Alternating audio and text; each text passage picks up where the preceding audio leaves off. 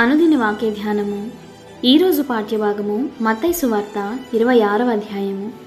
ఆయన ఇంకనూ మాట్లాడుచుండగా 12 మందిలో ఒకడుగు యూదా వచ్చెను.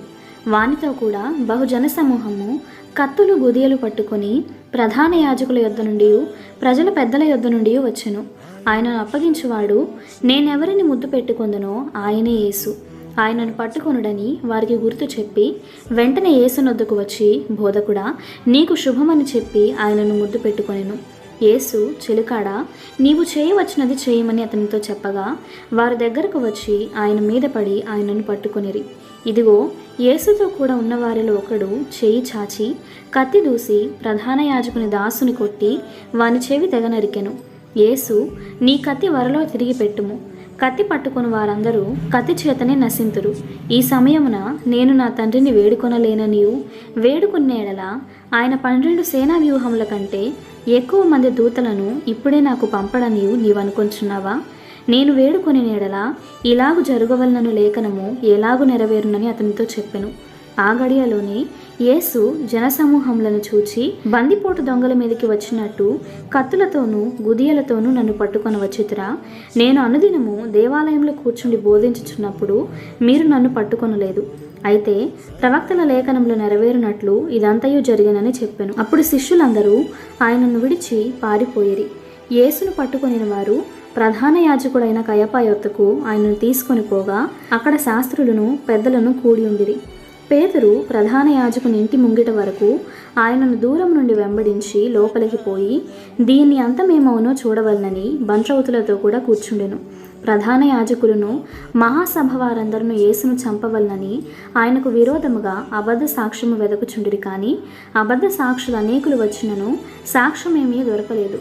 తుదకు 2 మనుషులు వచ్చి, వీడు దేవాలయంను పడగొట్టి 3 దినములలో దానిని కట్టగలనని చెప్పిననిరి. ప్రధాన యాజకుడు లేచి, నీ ఉత్తరమేమీ చెప్పవా?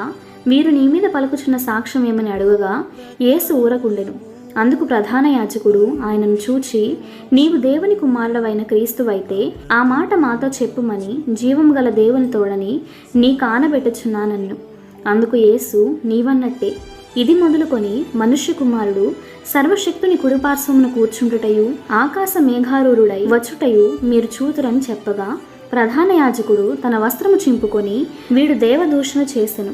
మనకిక సాక్షులతో పని ఏమి? ఇదిగో, ఈ దూషణ మీరిప్పుడు విన్నారు. మీకేమి తోచుచున్నదని అడిగాను. అందుకు వారు, వీడు మరణమునకు పాత్రుడనిరి. అప్పుడు వారు ఆయన ముఖం మీద ఉమ్మివేసి ఆయనను గుద్దిరి.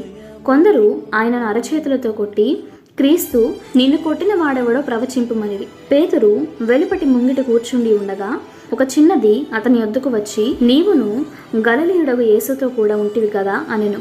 అందుకతడు, నేనుండలేదు, నీవు చెప్పు సంగతి నాకు తెలియదని అందరి ఎదుట అనెను. అతడు నడవలోనికి వెళ్ళిన తరువాత మరి ఒక చిన్నది అతన్ని చూచి, వీడును నజరేయుడగు యేసుతో కూడా ఉండెనని అక్కడి వారితో చెప్పగా అతడు ఒట్టు పెట్టుకొని, నేనుండలేదు, ఆ మనుషుని నేనెరుగనని మరలా చెప్పాను. కొంతసేపైన తరువాత అక్కడ నిలిచి ఉన్నవారు పేతురు నొద్దకు వచ్చి, నిజమే, నీవును వారిలో ఒకడవే, నీ పలుకు నిన్ను గూర్చి సాక్ష్యం ఇచ్చుచున్నదని అతనితో చెప్పిరి. అందుకతడు ఆ మనుషుని నేనెరుగనని చెప్పి శపించుకొనుటకును ఒట్టు పెట్టుకొనుటకును మొదలుపెట్టెను. వెంటనే కోడి కూసెను. కనుక కోడి కూయకు మునుపు నీవు నన్ను ఎరుగువని ముమ్మారు చెప్పదవని యేసు తనతో అనిన మాట పేతురు జ్ఞాపకము తెచ్చుకొని వెలుపలికి పోయి సంతాపపడి ఏడ్చెను.